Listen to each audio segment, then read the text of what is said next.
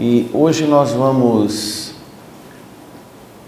trazer uma mensagem de uma proposta que nos incita e nos move a tornar-se cada dia melhor, para que possamos nos tornarmos cada dia melhor. Em Efésios capítulo 5, nós vamos ver dois versículos, aliás, 3 versículos, 15, 16 e 17, mas nós vamos estar inteirados no assunto. Podemos ler, irmãos? Amém? Amém. O apóstolo Paulo escreveu para a igreja em Éfeso desta forma: portanto, vede prudentemente como andais, não como nécios, mas como sábios, remindo o tempo, porquanto os dias são maus. Por isso não sejais insensatos, mas entendei qual seja a vontade do Senhor. Vamos orar? Senhor nosso Deus, pedimos compreensão, lucidez para poder transmitir a sua mensagem. Queremos agradecer pela sua majestade, bondade e misericórdia sobre o seu povo. Pedimos por cada um de nós nesse momento, cada coração que está sendo movido pela sua palavra, que possa haver transformações. E é só no poder do seu Filho amado que nós podemos conseguir como mensageiros da sua palavra. Em nome de Jesus, nós te agradecemos. Amém. Amém.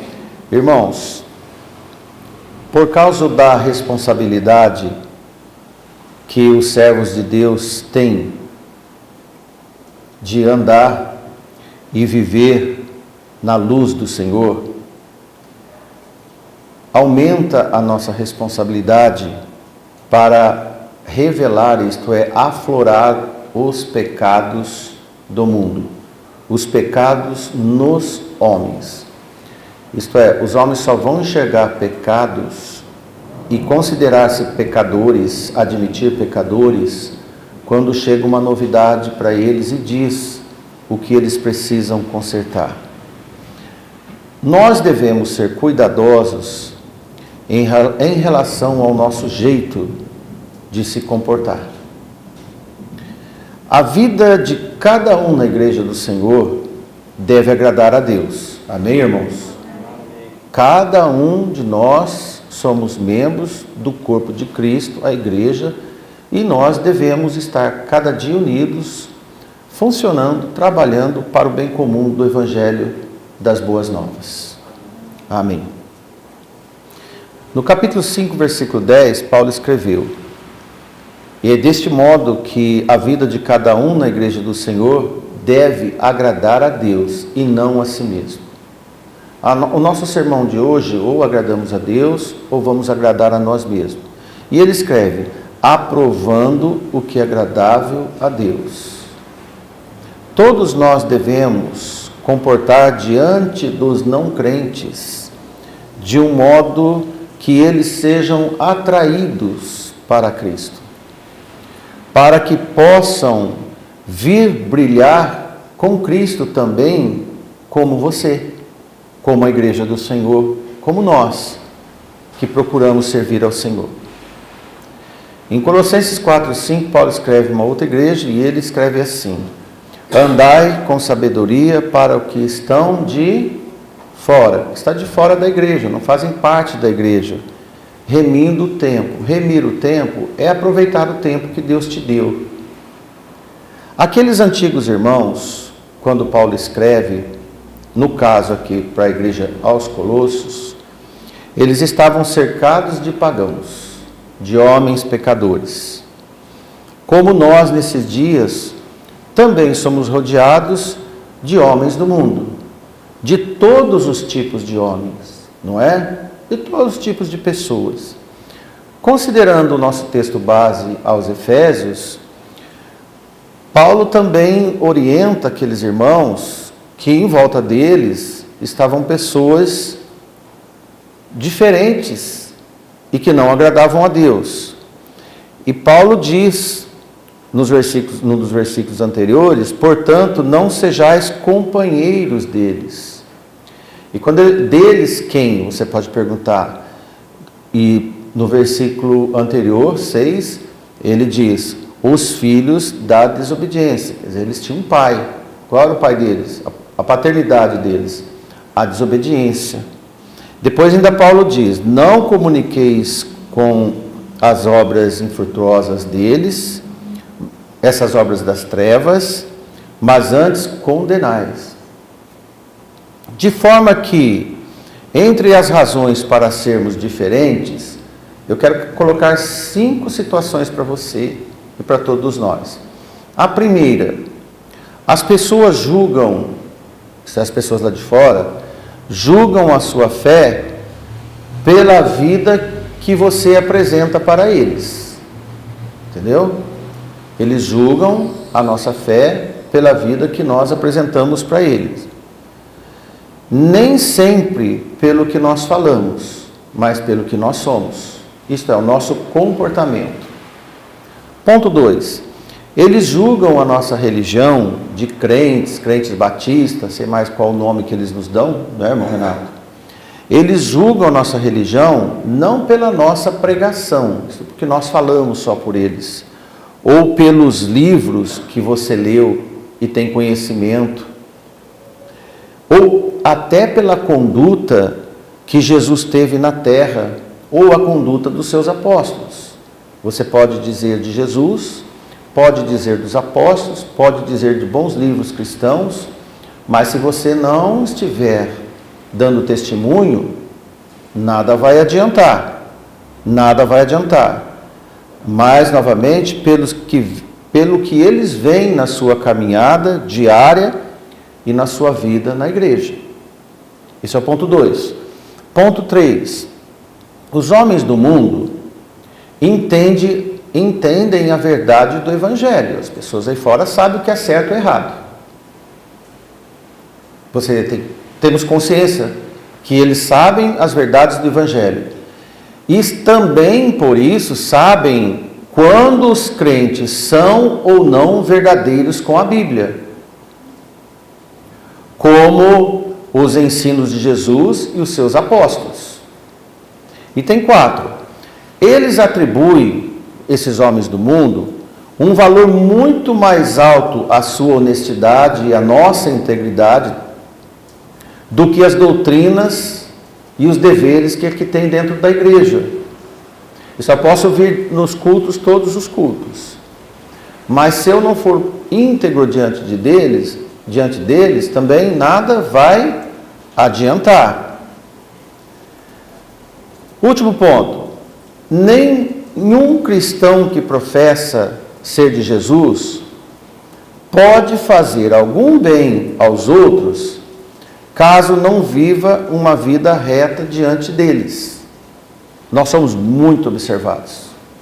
O que mais acontece nos nossos dias é a observação que tange a igreja do Senhor. Nossa maneira de vestir, nossa maneira de falar, nosso comportamento, os nossos relacionamentos, a nossa família, os nossos filhos e os nossos netos. O mundo está te observando. Coloca um radar para te julgar. Se for aprovado por eles, vai tocar o coração deles. Se não for aprovado pelo que nós fazemos, eles vão dizer, o que adianta? O que adianta falar para mim que é um crente? Então nós temos muito trabalho comportamental a fazer. E as nossas vidas devem refletir a motivação e o nosso objetivo, que é chegar cada dia mais perto do Senhor. Amém? Então, nossa conduta vai nos levar a confirmar a motivação nossa, que é servir ao nosso Senhor.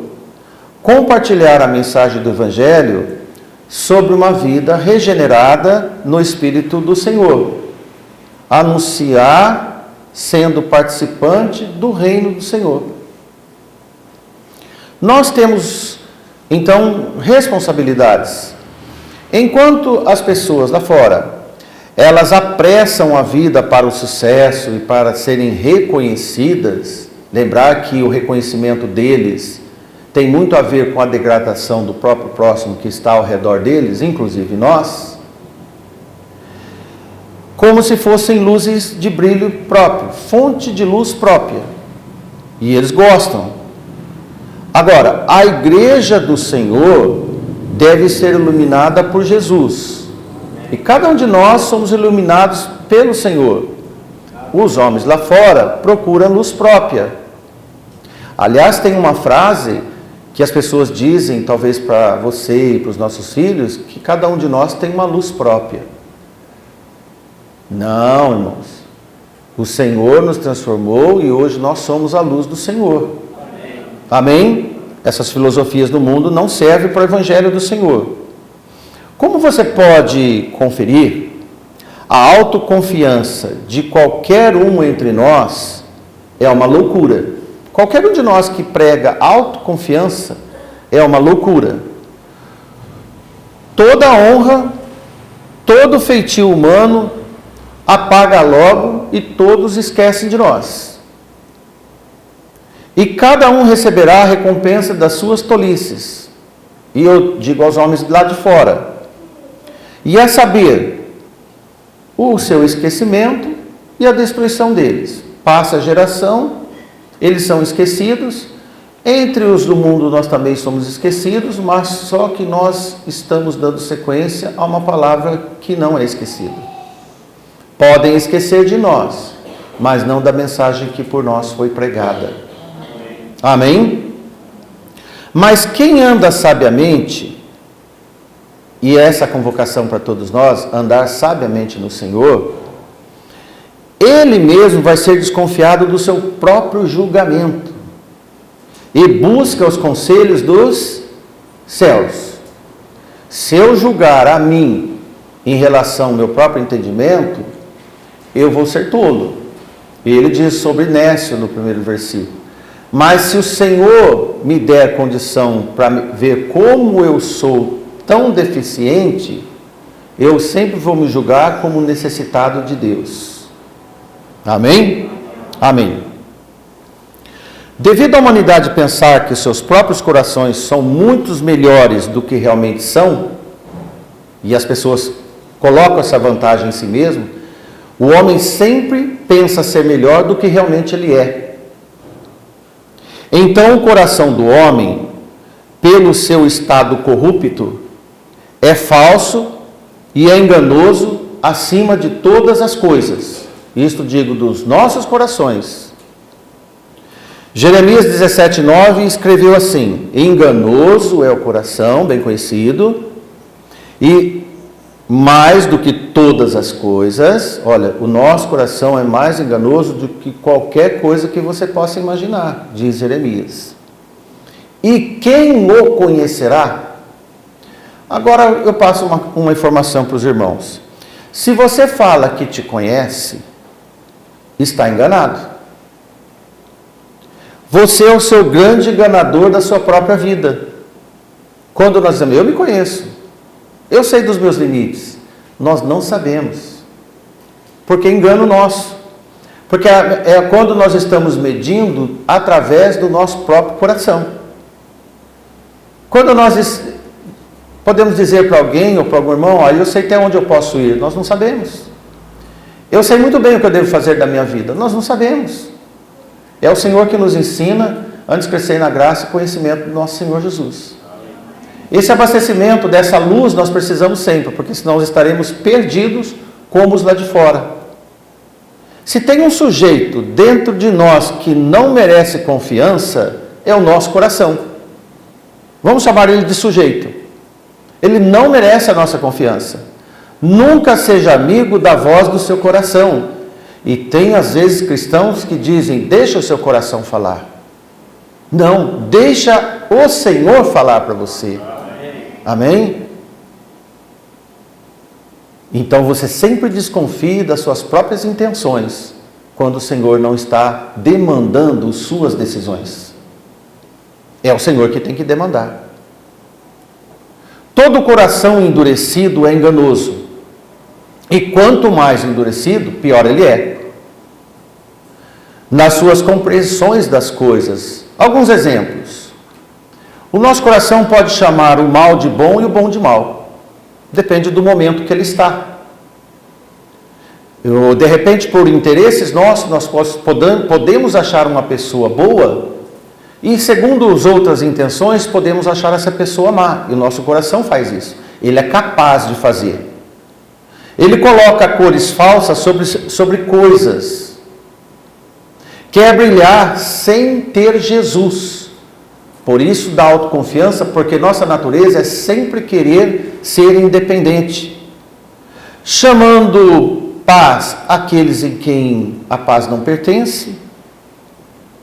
Enganando os homens para a sua própria ruína. Literalmente o coração enganoso nas esperanças. É enganoso nas promessas que excita e nutre. Todos nós somos falsas garantias orgulhosas quando abandonamos o Senhor. Não esqueçam.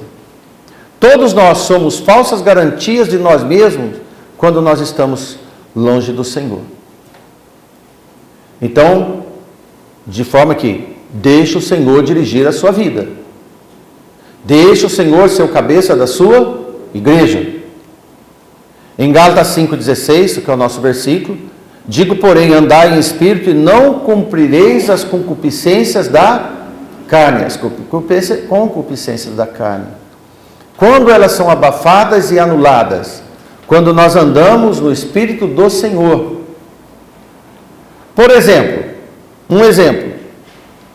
Saiba que apenas pelo fato de alguém ser bem-sucedido, ou dentro ou fora da igreja, e principalmente quando é bem-sucedido no mundo, é dessas coisas que eu estou dizendo, dentro ou fora da igreja, não implica que é um bem-aventurado diante de Deus. Você consegue enxergar? O dinheiro, valores ou posses não é garantia de bênçãos de Deus. Não. Independente de como você se encontra agora, e agora dirijo a cada um de nós, e quem vai nos ouvir, quem está nos ouvindo, como você está agora, nós agora vamos partir para o tempo real, sempre no dia de hoje, a palavra vai nos apresentar como o dia das oportunidades para inserir bem-aventuranças nas nossas vidas. E é hoje. Em Salmo 95:7, tem mais 3 referências sobre esse assunto, porque diz a respeito da história do povo de Deus, mas lá está escrito, porque Ele é o nosso Deus. Amém, irmãos? Amém. E nós o povo do seu pasto e ovelhas da sua mão. Pastamos na seara do Senhor e ovelhas da mão desse pastor que é o nosso Senhor. E ele diz, se hoje ouvir a sua voz, hoje, não endureçais os vossos corações, assim como na provação e como no dia da tentação no deserto. Essa última frase está lembrando de que eles não ouviram a voz do pastor no dia que Moisés falava pela voz do Senhor. Desobedeceram.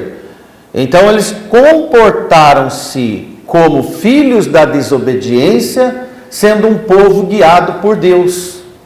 E isso pode acontecer conosco. Quando você e eu quisermos descobrir qual é o melhor dia da nossa vida, paute isso. Não faça como os homens do mundo. Por exemplo, os homens do mundo acham que se ele fizer um jogo de loteria esportiva e ganhar a sorte maior, esse será o seu melhor dia da sua vida. Não é assim? Ou outros eventos que possam acontecer. Você deve investir sem sorteio. Você deve ter fé no seu hoje. Amém? Hebreus 7,8 vem uma repetição dos salmos que nós lemos. E volta a dizer, portanto, como diz o Espírito Santo, se ouvirdes hoje a voz do Senhor, não endureçais os vossos corações, como na provocação do dia da tentação do deserto. Novamente. Podemos então procurar a premissa verdadeira sobre este assunto. Do ontem, você não faz mais nada. Alguém de nós, entre nós, pode fazer alguma coisa de algum minuto atrás? Consertar algum estrago? Então, deste momento exato, nada podemos mudar. Então, você concorda que do ontem nós não podemos alterar mais nada? E do amanhã nós não podemos prever nada, porque nem sabemos se estaremos vivos ou não. Nós nos limitamos a dizer, se Deus quiser. E agora você pode ver da nossa limitação. Nós temos momentos de tomar decisão da vida. E esse momento é agora. Sempre é o agora. É certo que hoje é o dia de agir e tomar decisões. Dia de falar com Deus, de pedir, de agradecer, de rir e de chorar. E de confraternizar e vir à igreja. Por exemplo, volto a dizer, porque às vezes tornamos-nos insistentes, mas é necessário. Quem não veio ao culto de hoje, não pode vir mais hoje ao culto. E se vier, vai pegar da metade para frente. A semana que vem, no próximo culto nosso de terça-feira, pode ser que dê para vir. Mas no de sábado, ninguém consegue vir mais. Isso é muito nítido para nós, mas nós não nos comportamos diante desta realidade do tempo. De forma que, irmãos, sobre o dia de ontem é passado. Você e eu não podemos fazer mais nada. Sobre o dia de amanhã, não podemos prever nada. Sobre o dia de hoje, todos nós podemos mover a história da nossa vida, na presença de Deus ou na ausência de Deus. Isso desde a mais novinha que pode não estar prestando atenção aqui, ao mais idoso que pode estar prestando atenção aqui. O mais novinho pode dizer, eu tenho muito tempo para prestar atenção, porque o meu tempo lá na frente é muito. E o irmão Davi que está, o irmão Davi, o irmão Braz que estão conosco, mais idosos, eles estão prestando atenção como jovens. Olha, irmãos, estamos falando de oportunidades, de tempo e tudo que implica a qualquer um de nós. E precisamos aproveitar o tempo. A lição é essa. A lição é essa para todos nós. Não pense que os melhores dias são os dias de festas que passaram para nós, recordações de tempos bons, de vitórias que alcançou. Todos esses dias realmente podem ter sido e são excelentes. E devemos guardar bem. Amém, irmãos? Amém. No entanto, eles não voltam mais. O que eu faço com o que não volta mais, a não ser guardar na lembrança? Todos esses dias foram excelentes, mas eles não voltam mais. E com o tempo nós vamos esquecê-los. No entanto, hoje traz esperança. A esperança que nós vemos em 1 Coríntios 13 é do presente para frente, não do presente para trás. E esse ponto é móvel no tempo, ele está caminhando. Imagine agora o seu tempo está caminhando. Nós não contamos milésimos de segundo, podemos imaginar um segundo, 1, 2, 3, 4. Podemos imaginar um minuto, uma hora, um dia, mas está passando. E o tempo está passando. Agora, hoje traz esperança, o passado não traz mais esperança. Pode trazer saudades, pode resgatar dores ou alegrias. Enfim, um pacote de sentimentos, mas nunca esperança. Esperança de dias melhores ocorre apenas neste momento. A nossa oração sempre é daqui para frente. Não é isso, irmãos? Nossas orações sempre são daqui para frente. A palavra de Deus trata com especial sentido o hoje, o agora. Vamos ler um pequeno trecho do livro do pregador em Eclesiastes para você poder ter mais embasamento, capítulo 7, versículo 8 e 10. Melhor é o fim das coisas do que o princípio delas. Agora nós estamos colocando no ponto final, lá na frente. Melhor é o fim do que o começo das coisas, e o paciente de espírito do que o altivo de espírito. Não te apresses no teu espírito para irar-te, porque a ira reposa o íntimo dos tolos.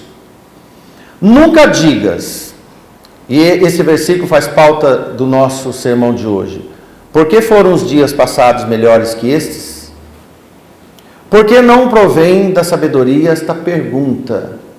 Olha, irmãos, tudo das palavras que temos passado para você, nós chegamos nesse versículo 10 e também passamos o versículo 8, principalmente esses dois versículos 8 e 10 que nós passamos para vocês. Nunca digas, não faça isso nunca, que aqueles dias passados, tempo em que eu era solteiro, ou tempo que eu morava em outro lugar, ou tempo que eu tinha as crianças eram novas, eles foram melhores que hoje. Porque não provei sabedoria nessa pergunta, nesse questionamento. O fim das coisas, como nós lemos, pode ser que em cada etapa vivida, em que nós vivemos na vida, antes dos fins dela, as ocorrências deste intervalo de tempo que nós passamos, certo? Desde o começo até o fim. Nós estamos no intervalo de tempo da nossa vida. Pelo menos até agora. Não sei até quando. Mas o fim nós não sabemos. Mas a Bíblia diz que o fim é tudo melhor que o começo. Olha, irmãos, diante dessa verdade bíblica, nem sempre os nossos, podemos dizer para você, intervalos desse tempo, indicará como será o final. Porque se nós cremos que nós vamos ter na vinda do Senhor muita alegria e sofremos muito agora, nós precisamos de um argumento bíblico para poder sobressair dos dias difíceis, que é a esperança e a fé. Esse interstício de tempo, nós precisamos de viver na fé e na esperança e no amor. Essas três características divinas que Deus delegou para nós são os argumentos, as armas que nós temos para chegar até o fim da nossa estada aqui. Às vezes sofremos por um tempo, para que no fim sejamos glorificados e alegrados. Portanto, meus irmãos, cada operação antes do fim, é o que nós passamos no nosso dia a dia, deve ser cuidadosamente passada, olhando com esperança para o futuro, que é o nosso objetivo final. Porque nós não vivemos para o agora, mas nós vivemos para o dia do Senhor. Amém? Amém? Pelo menos a nossa jornada com Deus neste mundo é o modelo do que nós lemos na palavra de Deus. Passamos aflições e muitas, para nesse tempo ter o argumento de muitos bons ânimos para vencer. Amém? Amém. Jesus disse assim para nós. Veja então que nesse tempo das dores e das angústias e dos sofrimentos, a paciência no esperar é a grande estratégia que Deus nos deu. A paciência para esperar. O profeta Isaías ensina como é que se alcança renovos para suportar passagens difíceis. Em Isaías 40, 30 e 31, ele escreveu, ele relatou o que é fato. Os jovens se cansarão e se fatigarão. Os moços certamente cairão. Um dia. Mas os que esperam no Senhor renovarão as forças. Subirão com asas como águias, correrão e não se cansarão, caminharão e não se fatigarão. Como é possível Se os jovens perdem as forças, no entanto, independente da idade, aqueles que estão no Senhor, eles terão forças renovadas. E isso o crente tem que viver, com forças renovadas. Tem dia que nós caímos tanto, como Jeremias diz, aquele que está com a mão desconjuntada, levante e ande. Nossa vida é assim, irmãos. Mas é uma vida para triunfar. E isso acontece com todos nós. Alguns nos períodos, outros nos períodos, mas hora ou outra um irmão da igreja está passando por dificuldades. No seu vale, no seu deserto. Outros às vezes estão, mas geralmente nós estamos mais propensos ao deserto do que um paraíso na terra que não existe. Não é? Se nós não sofremos por um lado, temos tristezas por outros. Quando o homem de Deus construía a arca, ele vivia aflito com aqueles dias, pelo que ele via nos homens maus. Então, nada de socialmente bom para ele, mas espiritualmente era interessantíssimo, porque ele estava obedecendo ao Senhor. Deus não precisa da nossa força física, e nem da nossa imaginação. E ela é fraca para suportar tempestades da vida. Qualquer um de nós. Deus quer o controle do seu coração para colocar neles as forças necessárias para vencer cada etapa que você passará e deverá passar. Porque é tão somente o Senhor capaz de ser o renovador das nossas forças. No Isaías 40, 29, ele escreve: dá força ao cansado e multiplica as forças ao que não tem nenhum vigor. Irmão, se você não tem nenhum vigor nesse momento, aquieta que Deus vai te dar forças. Amém? Se você, meu irmão, está aqui na igreja cansado desta vida, entregue ao Senhor que Ele vai te dar forças. Irmãos, objetivamente, nós temos que ter fé, esperança e estar no amor de Deus. Amém? Amém? Deus sempre ajuda quem não entra com nada. Quem não tem forças, quem está cansado. Deus quer fazer dos fracos e cansados os mais vigorosos, porque aí aparece só o Senhor. Olha, Deus não criou o homem para permanecer tão raso nas suas atitudes como a humanidade lá fora tem sido. É deles nós estamos fazendo um paralelo. Eles não têm essa razão de vida. E eles fazem coisas desagradáveis quando eles estão nesse momento. Mas nós não fazemos. Enquanto eles correm para outras alternativas deles, construídas por eles e inventadas por eles, nós corremos no Senhor, porque Ele é o nosso refúgio. Amém. Onde na igreja do Senhor se refugia? No Senhor. Amém. Não nas coisas do mundo. O Senhor cuida, Ele dá verdadeira paz e dá vida em abundância. Além do mais, Ele sempre nos livra do mal. Amém. Isto é, o Senhor é um escudo, um Pai que nos toma pela mão, como nós acabamos de ler nos Salmos, toma pela mão e nos leva sempre para o seu abrigo, sustento e conforto. Quando de repente nós cansados e desanimados, nós vemos nos alegre. Acontece isso, irmãos?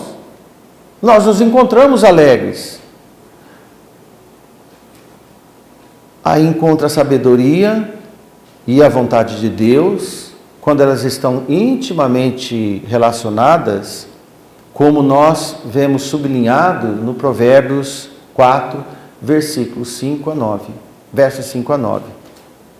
E ele apela, informando, nos dizendo: adquire sabedoria, adquire inteligência, e não te esqueças, nem te apartes da palavra da minha boca. Esta é a fonte. Não o abandonas e ela te guardará, ama e ela te protegerá. A sabedoria é uma coisa principal. Adquire, pois, a sabedoria e emprega tudo que possuis na aquisição do entendimento. Tudo que você possui na aquisição do entendimento. Exalta e ela te exaltará. E abraçando a tu, ela te honrará.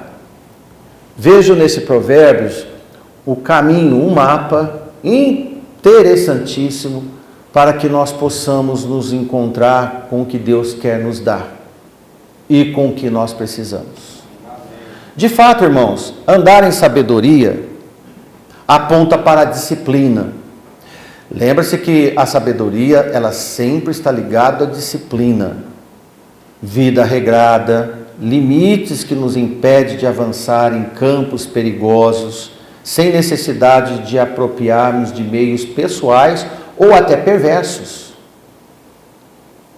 Em Efésios, o nosso versículo 15, capítulo 5 e 15 diz: portanto, vede prudentemente como andais, não como tolos, nécios, mas como sábios. Nós vemos dois caminhos, ou anda como sábio ou como tolo. Para nós concluirmos essa pregação de hoje, esse sermão, enquanto os loucos se multiplicam, e como tem multiplicado loucos nesse mundo, os insensatos estão proliferando.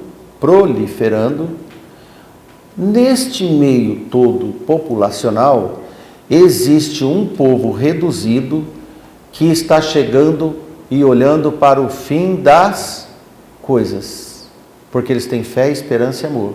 O mundo não tem. Você, meu irmão, tem. Então você é diferente. É muito diferente. Creia. Assume a sua diferença, irmãos. As pessoas aí fora estão exaltando uma minoria que são diferentes com aberrações. E nós que temos a verdade de Deus, muitas vezes somos tímidos em expor as nossas diferenças, que é a fé, a esperança, o amor, o homem e a mulher de Deus. Pronto para enfrentar o mundo, porque o Senhor nos guarda, nos protege, nos livra do mal, e Ele acampa os seus anjos ao nosso redor para nos proteger. Amém? Por isso, nunca podemos dizer que os dias passados foram melhores, e nós começamos a entender melhor. Não podemos olhar mais para trás, irmãos, porque o nosso alvo está na frente.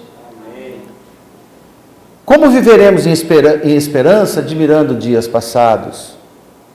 Isso vai nos dar desespero, nostalgia, tristeza, saudosismo. Deus não quer nós com saudosismo, Ele quer nós com esperança. Compreende? Ele quer nossa vida olhando para a cruz, para a volta dele, e não por um passado que nós desenhamos em que Ele estava nos ajudando. Aquele passado já passou, porque nós não podemos pegar o arado e olhar para trás. Nós não podemos sair de Sodoma olhando para trás, fazer como uma mulher de Ló, porque este é um ditado comum. É tão comum quanto tolo. Geralmente numa roda de família, de amigos, as pessoas dizem: aqueles tempos eram tão bons, aqueles tempos passados não tinha tanta violência, não tinha tanta liberalidade, tanto pecado exposto. Irmãos, tranquilo sobre isso. Mas isso é coisa do mundo, não é coisa do povo de Deus. Nós não temos nada com o pecado do mundo para dizer que é melhor, com ou menos, ou ultrapassados os pecados ou ausentes dos pecados.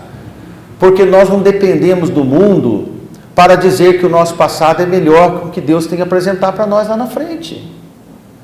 Pensa bem, como esse ditado é comum no mundo, não deve ser comum no povo de Deus. Não há peso de verdade nesse ditado, mas os homens usam isso, sabe por quê? Para nós analisarmos, para desculpar dos seus fracassos, da sua incapacidade, da falta de esperança, da falta de fé para o futuro. Eles não esperam Cristo, porque eles vão dizer que hoje é melhor. De forma que quando nós encontramos admirados pelo passado, seremos ingratos pelo presente acumulado das misericórdias que Deus nos dá no dia de hoje, que promete para o dia de amanhã. Podemos rogar por dias melhores, como prova da nossa fé. Amém? Amém. Podemos rogar por dias melhores, como prova da nossa esperança no Senhor. Podemos sim, irmãos, ter dias angustiosos, dias difíceis, dias de aflições, mas nunca dias piores que não possa melhorar na presença do Senhor. Amém?